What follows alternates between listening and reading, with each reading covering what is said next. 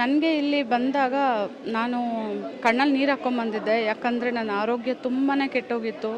ಮತ್ತು ನನ್ನ ಮನೆ ಸಂಸಾರನೂ ತುಂಬ ಕೆಟ್ಟೋಗಿತ್ತು.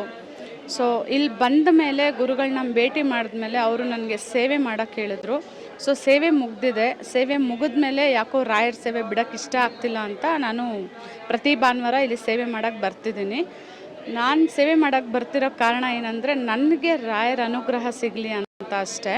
ಆಮೇಲೆ ಇನ್ನೊಂದೇನೆಂದರೆ ಈ 3 ದಿವಸ ಯಾರ್ಯಾರು ಕಷ್ಟದಲ್ಲಿದ್ದೀರಾ ದಯವಿಟ್ಟು ಬನ್ನಿ ಆ ರಾಯರ ಸೇವೆಗೆ ಪಾತ್ರರಾಗಿ.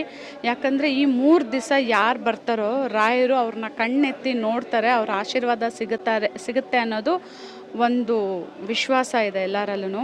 ಸೊ ದಯವಿಟ್ಟು ಎಲ್ಲರೂ ಬರಬೇಕು, ರಾಯರ ಸೇವೆಗೆ ಪಾತ್ರರಾಗಬೇಕು ಅಂತ ಕೇಳ್ತಿದ್ದೀನಿ.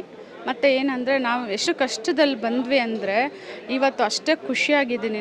ನಾನು ಏನು ಅಂದ್ಕೊಂಬಂದೆ ಅಂದ್ಕೊಂಬಂದಿದ್ದು ಒಂದಾದರೆ ನನಗೆ ಸಿಕ್ಕಿದ್ದು 108 ಹೇಳೋಕ್ಕಾಗ್ತಾಯಿಲ್ಲ. ಯಾಕಂದ್ರೆ ನಂಗೆ ತುಂಬಾ ಒಳ್ಳೆಯದಾಗಿದೆ. ಜನ ಅನ್ಕೋಬೋದು ಇವರು ಸುಮ್ಮನೆ ಹೇಳ್ತಿದ್ದಾರೆ, ಸುಮ್ಮನೆ ಹೋಗ್ತೀವಿ ಬರ್ತೀವಿ ಅಂತ. ನಿಜವಾಗ್ಲೂ ರಾಯರ ಅನುಗ್ರಹ ಹೇಳೋಕ್ಕೆ ಆಗ್ತಾಯಿಲ್ಲ, ಮಾತು ಸಾಲಲ್ಲ, ಅಷ್ಟು ಚೆನ್ನಾಗಿ ಒಳ್ಳೆಯದಾಗಿದೆ. ನಮ್ಮ ಪಾಪ ಕರ್ಮ ಕಳ್ಕೊಳ್ಳೋಕ್ಕೆ ಒಳ್ಳೆ ಜಾಗ, ಒಳ್ಳೆ ದೇವರು ಅಂತ ನಾನು ಹೇಳೋಕ್ಕೆ ಇಷ್ಟಪಡ್ತೀನಿ. ಸ್ಥಳದಲ್ಲಿರೋ ಪವರು ನಾನು ನಿಜವಾಗ್ಲೂ ಯಾವ ರಾಯರ ಮಠದಲ್ಲೂ ನೋಡಿಲ್ಲ. ಯಾಕಂದರೆ ನಾನು ಎಲ್ಲ ರಾಯರ ಮಠದಲ್ಲೂ ಹೋಗಿದ್ದೀನಿ, ನಮಸ್ಕಾರ ಹಾಕ್ಕೊಂಡಿದ್ದೀನಿ, ಬಂದಿದ್ದೀನಿ, ಇಲ್ಲ ಅಂತ ಹೇಳಿಲ್ಲ.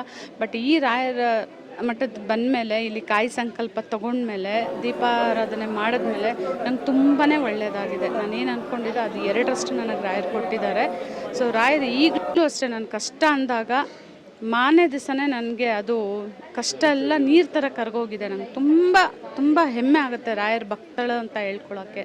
ಅವ್ರ ಸೇವೆ ಮಾಡೋಕ್ಕೆ ನನ್ನ ಉಸಿರಿರೋವರೆಗೂ ಸೇವೆ ಮಾಡಬೇಕು ಅನ್ನೋದು ನಾನು ದೃಢ ಸಂಕಲ್ಪ ತೊಗೊಂಡ್ಬಿಟ್ಟಿದ್ದೀನಿ. ಸೊ ಅದಕ್ಕೆ ಪ್ರತಿ ವಾರ ಈ ಹೊನ್ನಾವ ಮಂತ್ರಾಲಯಕ್ಕೆ ಬಂದು ನಾನು ಸೇವೆ ಮಾಡ್ತಾನೆ ಇದ್ದೀನಿ, ಮುಂದೆ ಸೇವೆ ಮಾಡ್ತಾನೂ ಇರ್ತೀನಿ.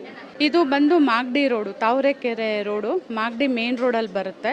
ಮೇನ್ ರೋಡಲ್ಲಿ ಬಂದು ಅಲ್ಲಿ ಯಾರಾದರೂ ಹೊನ್ನಾವ ಮಂತ್ರಾಲಯ ಅಂದರೆ ಆಟೋದಲ್ಲಿ ಬರ್ಬೋದು. ಆಟೋದಲ್ಲಿ ಬಂದರೆ ದೇವಸ್ಥಾನದ ಮುಂದೆನೇ ನಿಮಗೆ ನಿಲ್ಲಿಸ್ತಾರೆ ಸರ್.